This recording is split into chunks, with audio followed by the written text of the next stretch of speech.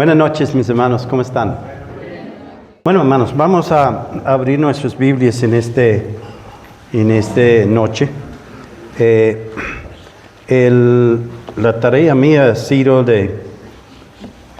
es de hablar un poquito del anciano y su familia.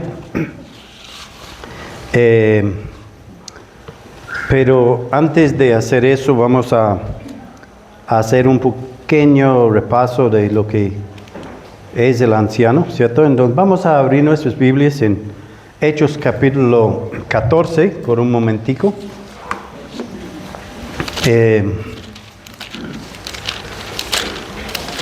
Hechos 14.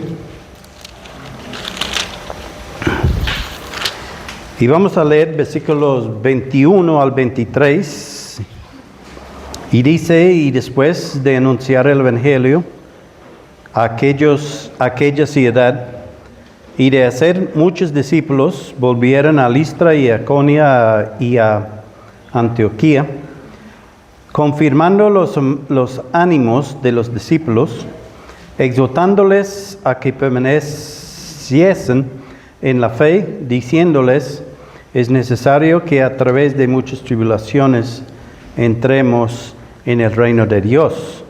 Y constituyeron ancianos en cada iglesia, y habiendo orado con ayunos, los encomendaron al Señor, en quien habían creído. Vamos ahora a Hechos capítulo 20 y versículo 17, dice, enviando pues desde Mileto a Éfeso, hizo llamar a los ancianos de la iglesia. Y bajamos hasta 28, y dice, por tanto, mirad por vosotros y por todo el rebaño que el Espíritu Santo os ha puesto por obispos para apacentar la iglesia del Señor, la cual él ganó por su propia sangre, porque yo sé que después de mi partida entrarán en medio de vosotros lobos rapaces que no perdonarán al rebaño, y de vosotros mismos se levantarán hombres que hablan cosas perversas para arrastrar tras sí a los discípulos. Por tanto, velad, acordándoos que por 3 años de día y noche no he cesado de amonestar con lágrimas a cada uno. Vamos ahora yo tengo que hacer una cosita aquí porque se me olvidó a cambiarle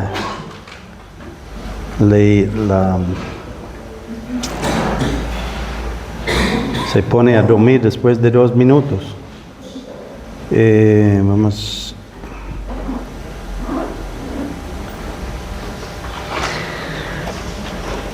Bueno, entonces vamos a 1 Timoteo 3. Esas porciones son muy conocidas por todos, pero son necesarios. 1 Timoteo 3, 1, 7, palabra fiel. Si alguno anhela obispado, buena obra desea. Pero es necesario que el obispo sea irreprensible y marido de una sola mujer, sobrio, prudente, decoroso, hospedador, apto para enseñar, no dado al vino, no pendenciero, no codicioso de ganancias deshonestos, sino amable y apacible, no avaro, que gobierne bien a su casa, que tenga a sus hijos en sujeción con toda honestidad, pues el que no sabe gobernar a su propia casa, ¿cómo cuidará de la iglesia de Dios? No un neófito, no sea que envaneciéndose caiga en la condenación del diablo. También es necesario que tenga buen testimonio de los de afuera, para que no caiga en descrédito y en lazo del diablo. Tito capítulo 1, versículo 5, por esta causa te dejen en Creta, para que para que corrigiese lo deficiente y establece ancianos en cada ciudad, así como yo te he mandado. El que fuera irreprensible, marido de una sola mujer, y tenga hijos creyentes que no están acusados de disolución ni de rebeldía, porque es necesario que el obispo sea irreprensible como administrador de Dios, no soberbio, no irracundo, no dado al vino, no pendenciero, no codicioso de ganancias deshonestos, sino hospedador, amante de lo bueno, sobrio, justo, santo, dueño de sí mismo, retenedor de la palabra, fiel, tal como ha sido enseñado, para que también pueda exhortar con sana enseñanza y convencer a los que contradicen. Y en 1 Pedro capítulo 5, la última lectura, capítulo 5 y versículo 1, dice la palabra: ruego a los ancianos que están entre vosotros, yo anciano también, con ellos y testigo de los padecimientos de Cristo, que soy también participante de la gloria que sea revelada, apacentar la grey de Dios que está entre vosotros, cuidando de ella, no por fuerza, sino voluntariamente, no por ganancias deshonestas, sino con ánimo pronto, no como teniendo señorío sobre los que están a vuestro cuidado, sino siendo ejemplos de la grey. Y cuando aparezca el príncipe de los pastores, vosotros recibiréis la corona incorruptible de gloria. Padre, en esta noche venimos a tu presencia, Padre, rogándote para que tú estés obrando en la vida de cada uno que está en esta noche.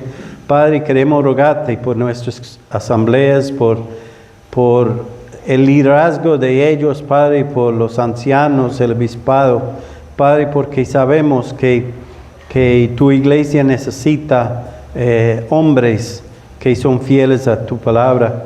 Y Padre, queremos rogarte para que tú estés aún entre ese grupo preparando hombres que puedan ser esos hombres en el futuro. Padre, queremos encomendarnos a ti en el nombre precioso de nuestro Señor Jesucristo en esta noche. Amén. Hermanos, en los versículos que hemos leído en Hechos 14, es la segunda vez que tenemos mencionado ancianos en el sentido de iglesia. La idea de ancianos no era algo extraño para el pueblo de Israel. Ellos desde tiempos pasados tenían entre ellos ancianos, hombres que guiaban el pueblo. Pero en Hechos 11 y después ahora donde leímos en Hechos 14, Hechos 14 es primera vez que vemos que los ancianos fueron o la institución o los constituidos ancianos en las iglesias. Entonces, de pronto es más o menos 14 años después del día de Pentecostés. Entonces, la iglesia ya ha tenido un tiempo cuando aparece en Hechos capítulo 11 el asunto de ancianos. Antes de eso, habla de los ancianos de Israel, de los sacerdotes y ancianos. Hasta este momento en Hechos 14 hablan de ancianos y profetas, ¿cierto? Los apóstoles y profetas. Los apóstoles eran los que tomaron decisiones en la congregación, pero a partir de Hechos 14 notamos que los ancianos son mencionados más en los asuntos de la iglesia, al principio con los apóstoles y después hablando solo de ancianos, cuando Pablo llama a los ancianos de Éfeso, llamó a los ancianos para reunir y entonces habla solamente de los ancianos. Tenemos también, sabemos que en Hechos 6 había los diáconos, que eran un grupo de hermanos que actuaban o vigilaban por las cosas prácticas. En el caso de Hechos 6 fue el servicio a las viudas. Entonces, pero los ancianos es más bien al lado espiritual, aunque sabemos que los diáconos también, ¿cierto? Tenían que ser hombres espirituales también en su función en la iglesia.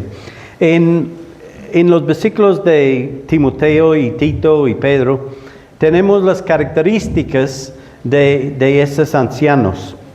Entonces, de ahí vamos a empezar desarrollando nuestro tema. Estudiando ese me llegó una memoria. No sé si estoy como empezando a sufrir de Alzheimer o algo de así, porque dicen que uno no recuerda lo que pasó ayer, ¿cierto? Pero lo que pasó hace 20, 30, 40, 50 años, uno empieza a recordar. Entonces, cuando estuve pensando en el tema sobre los ancianos, mi mente fue a un evento en mi vida. Cuando era adolescente, solía soltar las vallas de alambre de puja en la finca. Me encantaba saltar las vallas de alambre de púas. En el colegio, en ese tiempo, también me solió de anotarme para el salto de alturas en una competencia interescolar. En la competencia, el día de la competencia, el profesor, que no era del colegio mío, puso la altura inicial de la vara a una altura que fue mi mejor marca hasta este momento. Era el máximo que yo había alcanzado a saltar. Yo me sentí, cuando yo vi la altura, me sentí desmoralizado. Intenté hacerlo, pero mi corazón estaba más pesado que el resto de mi cuerpo. Me eliminaron en esta primera ronda. No fui capaz de saltar aún la medida que había alcanzado a apenas saltar en otras ocasiones. Nunca me anoté para salto de alturas, aunque seguía saltando las vallas de alambre de púas en la finca. ¿Por qué cuenta la historia? En la selección o el reconocimiento de ancianos hay un peligro de poner la vara de expectación de ancianos muy alta. Y también hay peligro de ponerla muy abajo. Si ponemos la vara de expectación muy baja, hay severas consecuencias para la iglesia local. El resultado, hombres inmaduros, no preparados, no aptos, cualquiera sirve.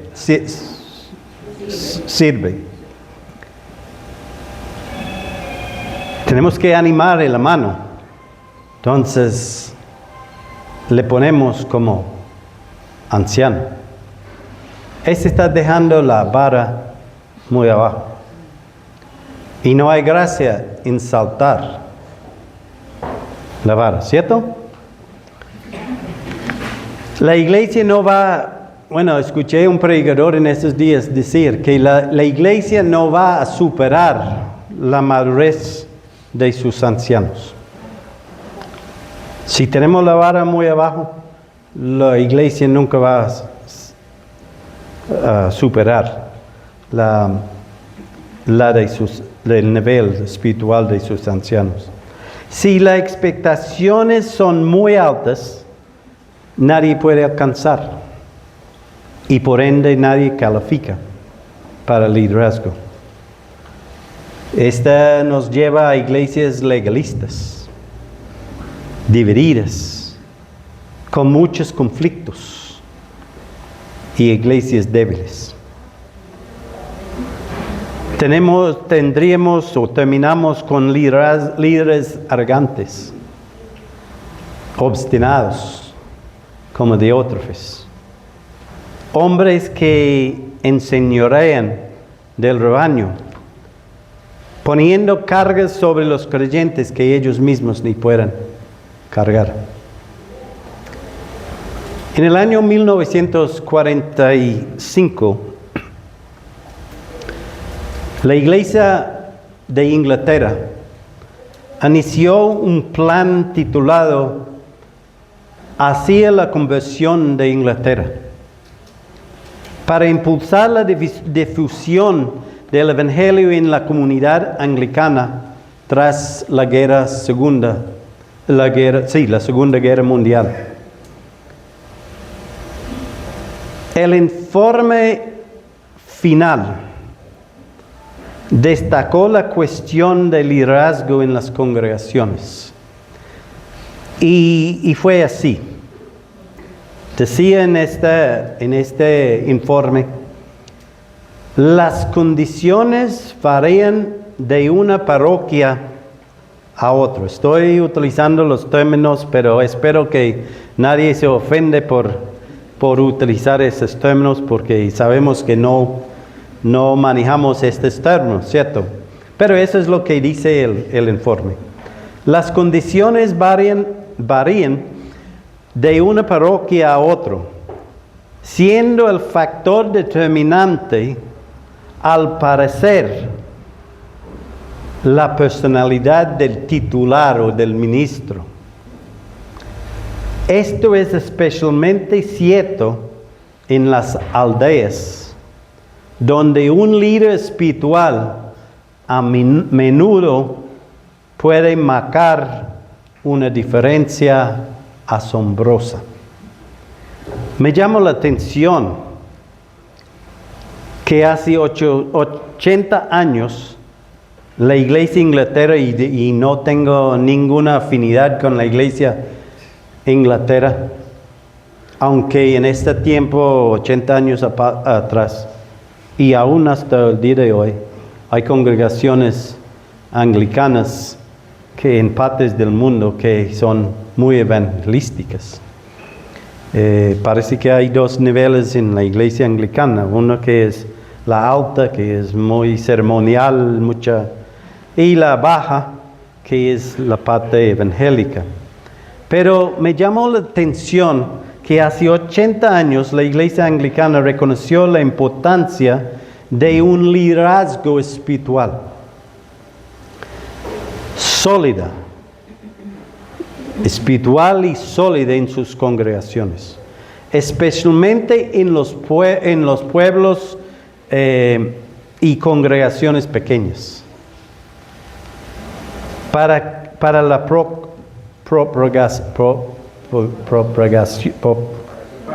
propagación exitoso del Evangelio. Pero también me lleva a 2000 años atrás, cuando el apóstol Pablo y el apóstol Pedro, dirigidos por el Espíritu Santo, enseñaron a la iglesia de Éfeso, a Timoteo, a Tito y a los expatriados de lo que es hoy. Los expatriados eran de lo que hoy día es Turquía, ¿cierto? De la necesidad de hombres espirituales, como obispos, ancianos, pastores, para la expansión, la extensión de la iglesia por medio del Evangelio. La única manera para que la iglesia crezca, es cuando personas llegan a conocer a Cristo, ¿cierto? ¿Es la única manera? Las personas tienen que llegar a conocer a Cristo.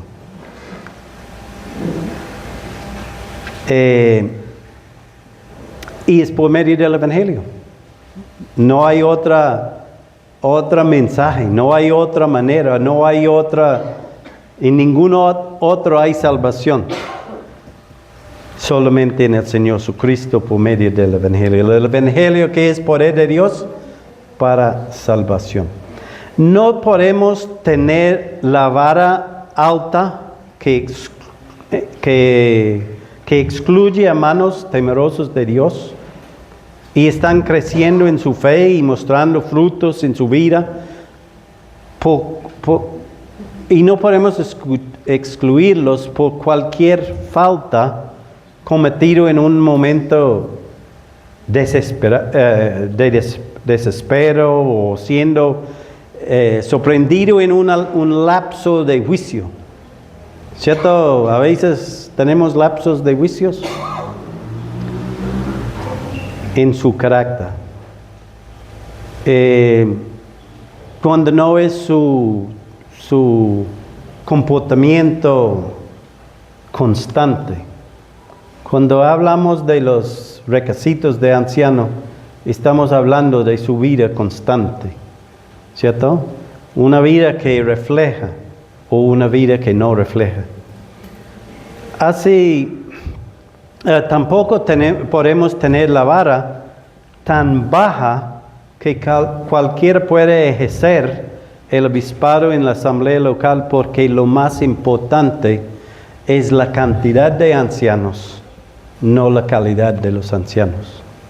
Hace muchos años fui acusado yo de ser diótrefes. Creo que una de esas personas sigue creyendo que soy. Porque no acepté unos hermanos como ancianos. Querían obligarme a reconocerlos, citando el curso Emmaús, distintivos de la asamblea, que enseña sobre la pluralidad del anciano. Hay un capítulo que enseña sobre la pluralidad del anciano, pero ignorando la parte que habla de los requisitos, el carácter de los ancianos. Y a veces nosotros, para llenar una parte, estamos preparados para ignorar otra parte. En inglés decimos cherry picking, seleccionando a las cerezas, que significa la selección de lo que apoya a mis argumentos, y ignorando a los que no me convienen. ¿Sí? ¿Entiende la idea? Cogemos lo que nos parece bien, pero ignoramos lo que no nos parece bien. Pablo fue claro. En Hechos capítulo 20 y 28, él dice: por tanto, mirad por vosotros. Él dijo esto a los ancianos. En 1 Timoteo 3:2, él dice: pero es necesario que el obispo sea irreprensible. En versículo 7 del mismo capítulo dice, también es necesario que tenga buen testimonio. En Tito capítulo 1:6 dice, en el que fuere irreprensible. Y en versículo 7, porque es necesario que el obispo sea irreprensible. Y Pedro, en su carta, capítulo 5, versículo 2, dice, apacentad la grey de Dios que está entre vosotros, cuidando de ella no por fuerza, sino voluntariamente, no por ganancia deshonesta, sino con ánimo pronto. Hay una medida, un nivel de madurez, el carácter del anciano que debemos mantener en nuestro liderazgo.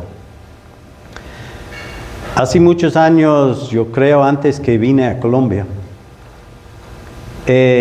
escuché un comentario de un hombre que, y ni recuerdo quién fue, pero sé que fue un hombre que no era de las asambleas.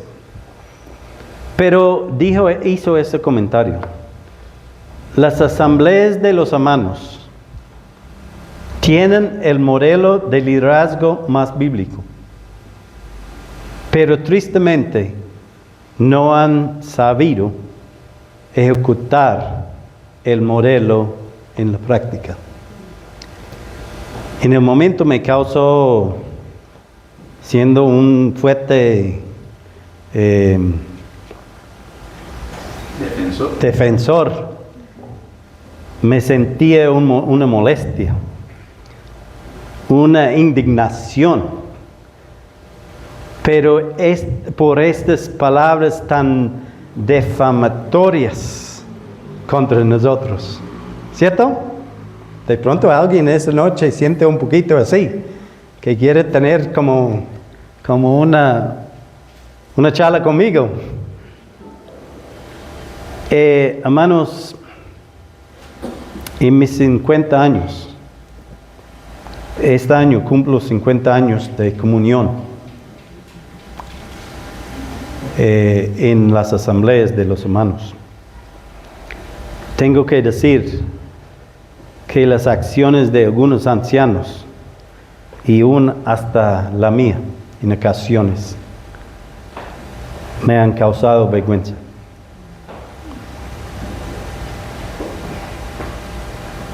¿Por qué el liderazgo de la iglesia local es de suma importancia? Primeramente, Dios es el dueño. Dice en 1 Timoteo 3:5, pues el que no sabe gobernar a su propia casa, ¿cómo cuidará de la iglesia de Dios? En versículo 15 del mismo capítulo 3 de Timoteo, para que citado sepas cómo debes conducirte en la casa de Dios, que es la iglesia de Dios, viviente, columna y baluarte de la verdad. La iglesia no es mía, la iglesia no es suya. El Señor Jesucristo dijo, yo edificaré mi iglesia y las puertas de Hades no prevalecerán contra ella. Segundo punto que tengo es que la sangre de Jesucristo fue el precio de su redención. Fue la sangre de Cristo que pagó por nosotros, la iglesia. Hechos 20 y 28, por tanto, mirad por vosotros y por todo el rebaño que el Espíritu Santo os ha puesto por obispos para apacentar la iglesia del Señor, la cual Él ganó por su propia sangre. En 1 Corintios 6:20, porque habéis sido comprados por precio. Glorificad pues a Dios en vuestro cuerpo y en vuestro espíritu, los cuales son de Dios. Tercer punto que tengo es Jesús es la cabeza de la iglesia. Colosenses dice, Colosenses 1:8, 18, y Él es la cabeza del cuerpo, que es la iglesia. El que es el principio, el primogénito de entre los muertos, para que en todo tenga la preeminencia. Nosotros no somos las cabezas de la iglesia. Figuras visibles sí, pero cabezas no. Hay una sola cabeza, que es el Señor Jesucristo. Nosotros somos figuras de la gracia de Dios. Pero tristemente muchas veces tomamos lugares que no pertenecen a nosotros. La iglesia es un asunto espiritual, no terrenal. En 1 Pedro capítulo 2:5 dice, vosotros también como piedras vivas, ser edificados como casa espiritual y sacerdocio santo para ofrecer sacrificios espirituales aceptables a Dios por medio de Jesucristo. Hay aspectos terrenales de la iglesia local. Nosotros estamos aquí hoy, congregados como varias congregaciones. Mañana vamos a estar reunidos en una iglesia local, que es algo terrenal. Pero es instituido por Dios, debe ser sostenido por Dios, dirigido por Dios, y tiene su culminación en estar en la presencia del Señor. ¿Cierto? Entonces, hermanos, la iglesia, mientras que tiene aspectos terrenales, no es una institución inventada por el hombre. Fue el mismo Señor Jesucristo que la instituyó.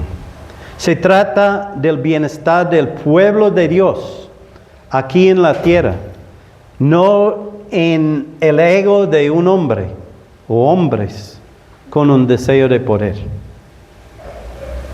Hechos 20 y 28, de nuevo, por tanto, mirad por vosotros y por todo el rebaño en que el Espíritu Santo os ha puesto por obispos, sobre veladores, para apacentar la iglesia del Señor.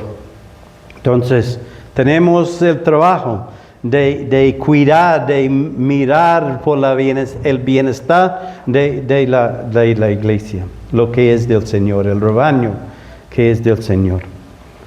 Apacentar la grey, dice Pedro, no como teniendo señorío sobre los que están a vuestro cuidado, sino siendo ejemplos de la grey.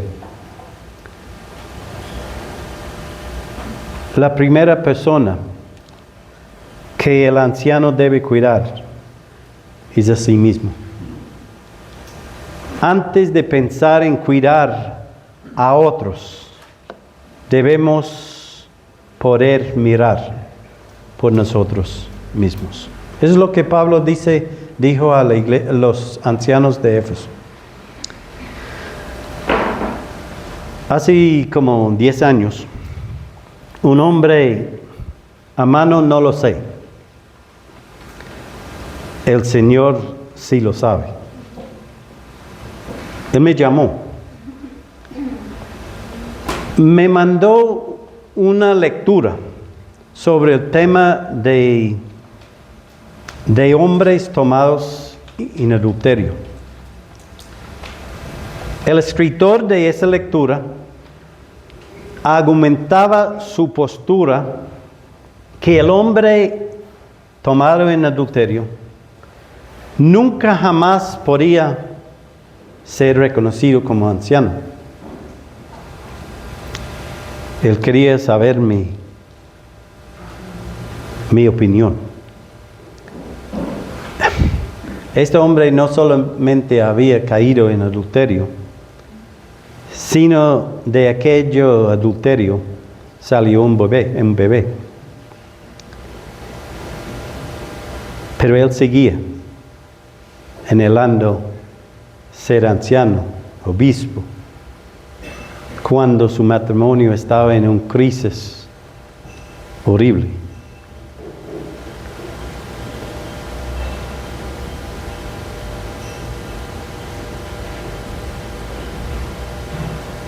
El anciano tiene que cuidarse a sí mismo, mirar por sí mismo. Primero, antes de anhelar ser anciano en la iglesia local.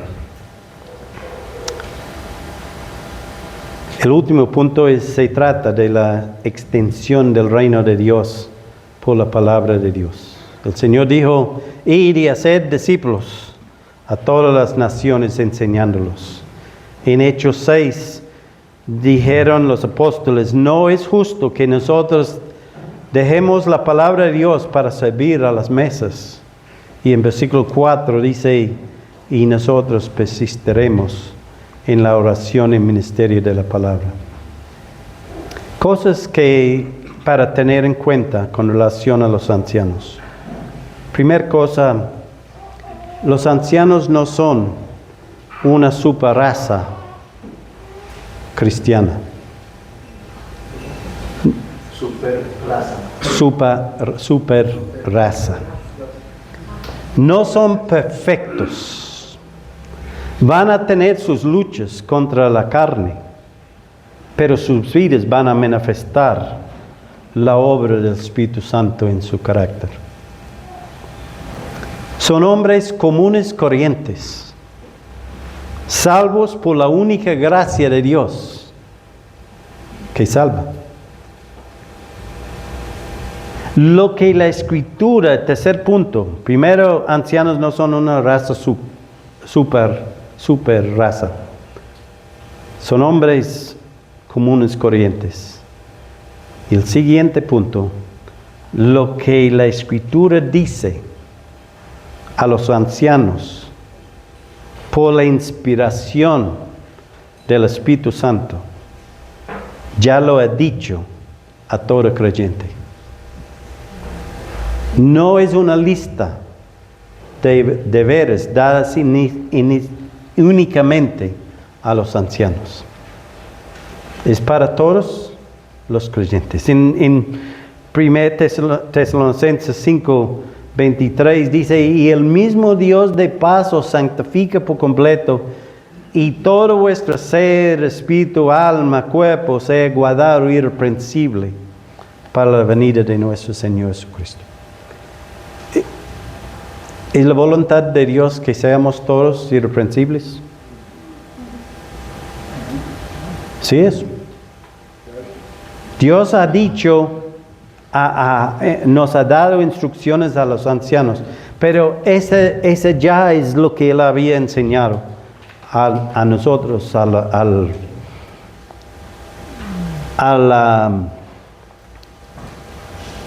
creyente raza, por decir, ¿cierto? Pensamos en la palabra irreprensible.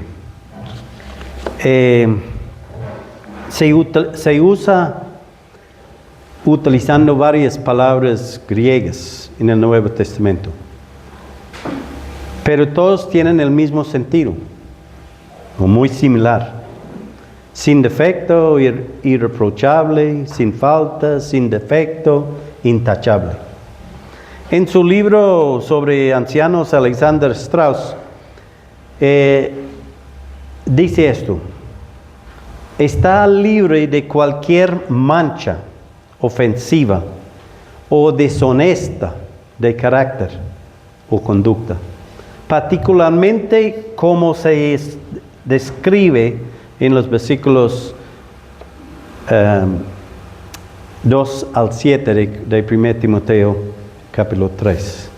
Cuando un anciano es irreprensible, las críticas no pueden desacreditar su profesión de fe cristiana, ni hacerlo inadecuado para dirigir a otros. Me parece muy enfocado en lo que es ser irreprensible. Si anhela ser anciano, si usted anhela ser anciano, le voy a decir de ahora, las críticas van a venir. Usted, tranquilos, ellos vienen solos. No tienen que invitarlos. Ellos llegan. Pero no pueden ser sustentados, ni tener peso suficiente para inhabilitarlo de su ministerio. Esta definición me lleva a Pedro, cuando Pedro en capítulo 1, versículo 15, dice a todos los creyentes, no solamente los ancianos, dice a todos, sino aquel que os llamó es santo, como aquel que nos llamó es santo. Sed también vosotros santos, ¿en cuándo? Toda vuestra manera de vivir. En capítulo 2, versículo 12, dice, manteniendo buena vuestra manera de vivir entre los gentiles, para que en lo que murmuren de vosotros como de malhechores, glorifiquen a Dios en el día de la visitación, al considerar vuestras buenas obras. Cuando quieren hablar mal de nosotros, la única cosa que pueden decir es gloria a Dios por esta persona, ¿cierto? En 1 Pedro capítulo 3, versículo 16, teniendo buena conciencia para que en lo que murmuren de vosotros como de malhechores sean avergonzados los que calumnian vuestra buena conducta en Cristo. ¿Cierto? Eso es para todos, pero especialmente los ancianos.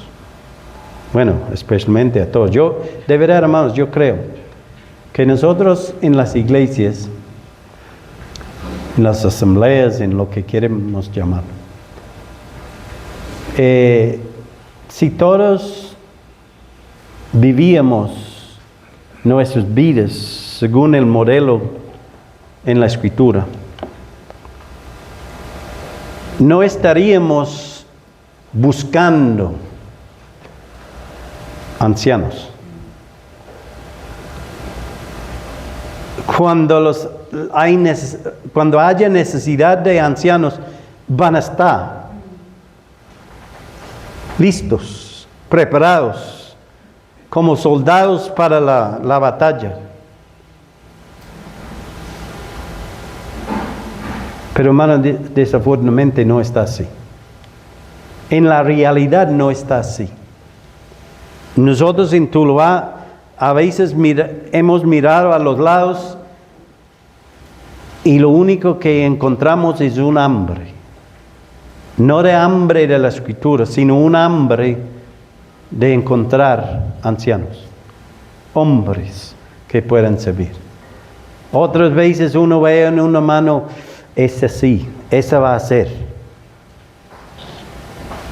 un candidato para anciano en el futuro. Y de un día a otro, como el humo desaparezcan.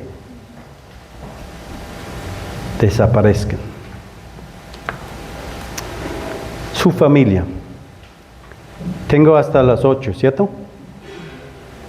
Primera sesión, hasta las 8. No me dijeron que no, entonces es así.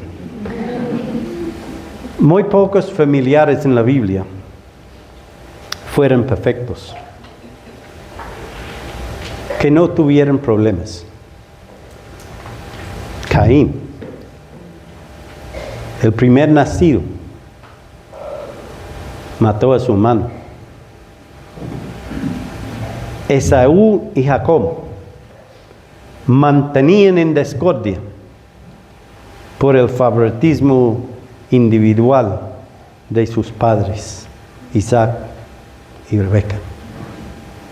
Ellos mantenían en conflicto porque sus padres mantenían en conflicto. Los hijos de David, 3 murieron en circunstancias trágicas. Su hija violada por una mano. Los hijos de Samuel, corruptos. Abraham y Sara. Al final, los dos parece que habían crecido en su caminar con el Señor. Si no tuviéramos el libro de Hebreos y Pedro, creeríamos que Sara era una incrédula. Pero la encontramos en la lista de las mujeres de fe. Y en Pedro nos habla de una mujer respetuosa y sumisa a su marido.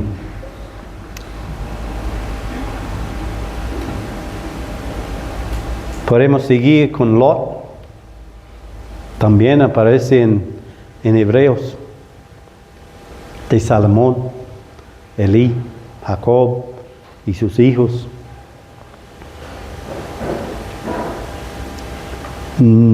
¿Es posible? No sé. Pero parece que puede ser que el nieto de Moisés fue un sacerdote pagano.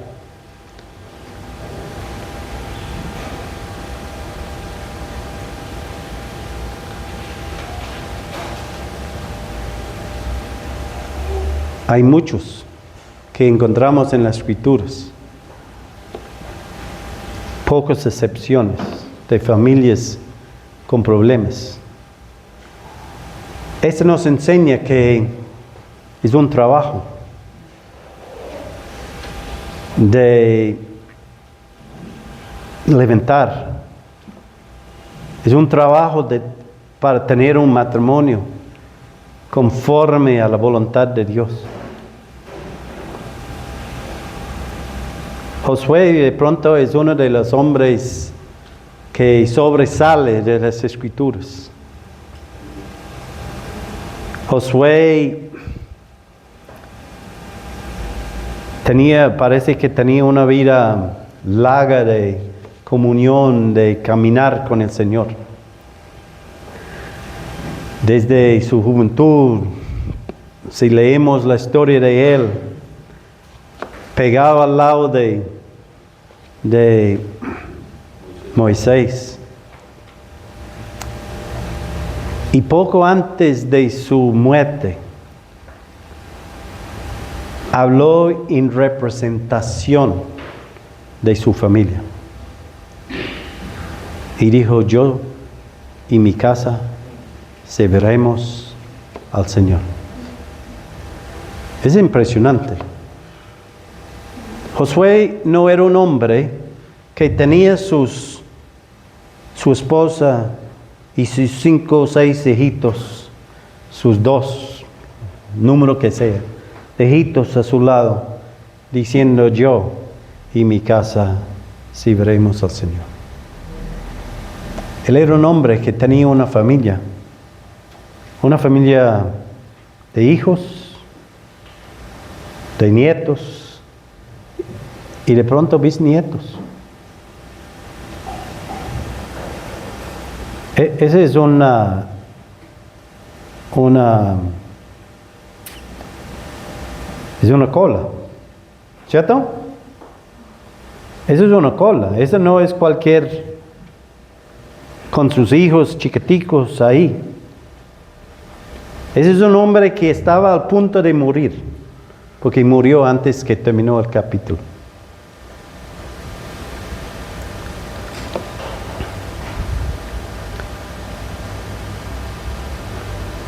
En la sociedad nos vemos la familia desfragmentándose, empezando desde la pareja. y este fluye hasta los hijos. La iglesia conformada de los creyentes debe ser luz en este mundo. Luz nos habla de dirección, de dar dirección, de seguridad, de ejemplo.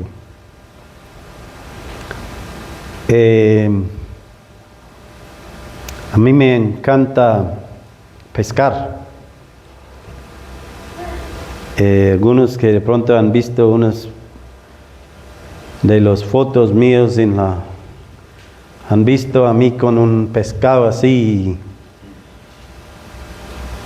Y cuando uno sale en una lancha en alta mar y uno vuelve por la noche, hay luces en la entrada de los ríos, de los puertos, para dirigir la lancha, para que pueda entrar seguro.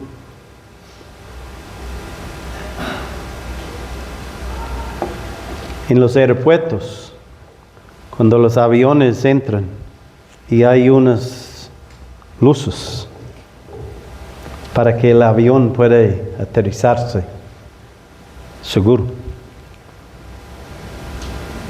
Este debe ser nosotros en este mundo de oscuridad. Mateo dice: vosotros sois la luz del mundo. Una ciudad asentada sobre un monte no se puede esconder, ni se enciende una luz y se pone debajo de un almud, sino sobre el candelero, y alumbra a todos los que están en casa. Así alumbre vuestra luz delante de los hombres, para que vean vuestras buenas obras y glorifiquen a Dios, Padre, que está en los cielos. El propósito de Dios para nosotros los creyentes y por ende la iglesia es que seamos un buen ejemplo y que el mundo glorifique a Dios por medio de nuestro ejemplo. Según lo que Pablo nos enseña en lo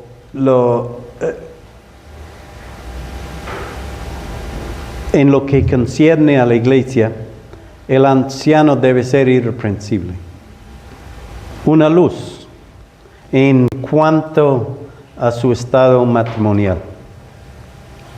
Pero es necesario que el obispo sea irreprensible, marido de una sola mujer. Una traducción literal de este marido de una sola mujer puede ser una mujer hombre o una esposa hombre, una esposa esposo, que igual marido de una sola mujer. Un autor dice: según los estudios del griego, la interpretación más adecuada, más sencilla y menos problemática para esta frase expresa un matrimonio monogámico fiel y comprometido con una sola mujer. No tiene ojos para otra mujer. Ese es el hombre, que es hombre de una sola mujer. Solo tiene ojos para una mujer. ¿Y cuál es? Sus hijas. Su esposa. Escuché un hermano decir una vez: si está en una lancha y la lancha se voltea y está su esposa y sus hijos, ¿a quiénes van a salvar primero? ¿Ah? Solamente puede salvar uno. ¿A quién va a salvar primero? Hermano. La mamá no está. Pero aún si la mamá fuera, ¿quién debe salvar? Mire, yo estoy escuchando a las esposas diciendo nosotros, la esposa.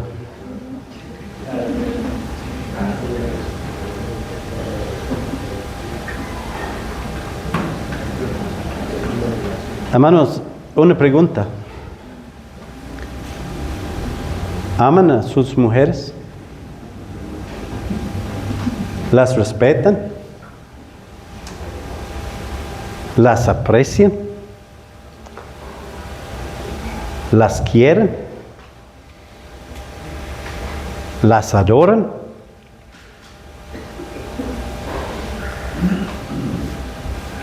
¿Cuándo fue la última vez que usted decía a su esposa, le amo?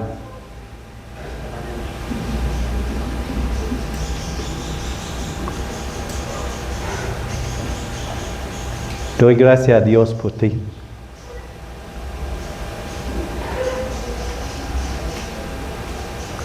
O le dio un beso. Aparte de una relación sexual. La última vez que le tomó de la mano en público, le mostró afecto en público, le dio caricias, una palabra afirmativa. ¿Cuándo fue la última vez? No necesita decirme a mí. Yo no quiero entrar ahí, pero hermanos, es para preguntarnos.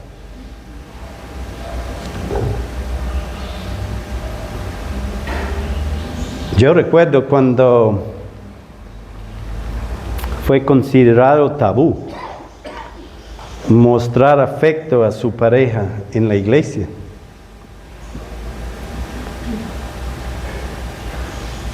Pero recuerdo mi niñez, otra vez con Alzheimer.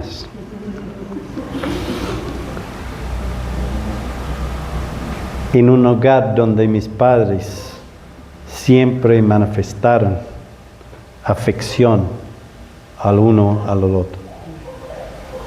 Yo creo que Elisa recuerda.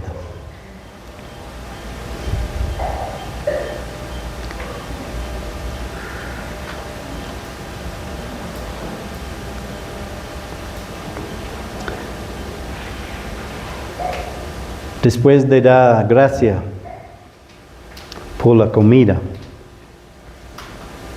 mis padres se besaban. Una bobada, ¿cierto?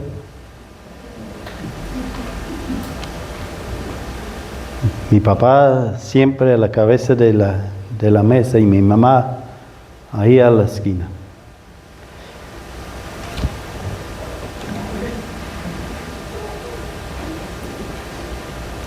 Nosotros como niños nos metimos en la cama de ellos para abrazos y caricias.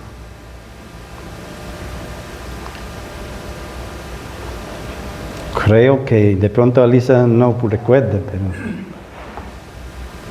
nuestros hijos vivían esas experiencias también. Recuerdo cuando tenía 10 años, como 10 años más o menos, y mi papá estaba enojado con mi madre porque ella conducía el auto en un hueco en la rejilla para ganado.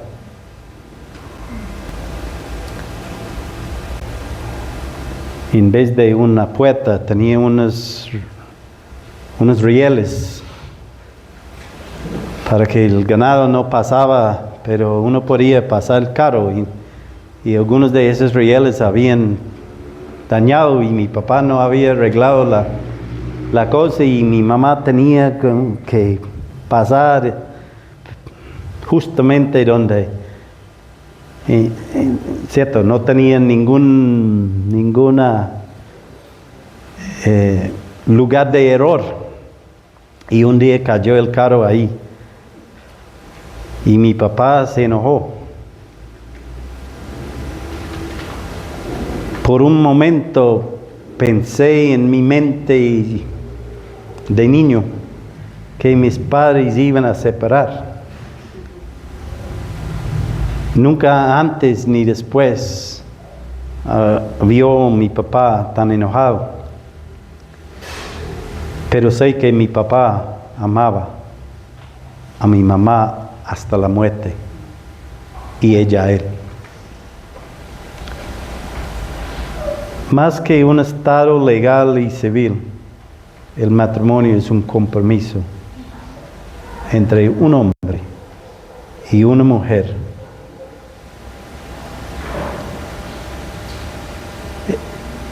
El matrimonio no es solamente un papel. Yo tenía que pedir esa de Australia y me costó como casi más de medio millón. Entonces tiene un valor. Es bonito, ¿cierto? Más bonito que ustedes tienen acá. Ese es el certificado de matrimonio mío. Pero el matrimonio mío no es ese papel. El matrimonio suyo no es ese un papel. Vamos a seguir en el próximo estudio, empezando desde ahí.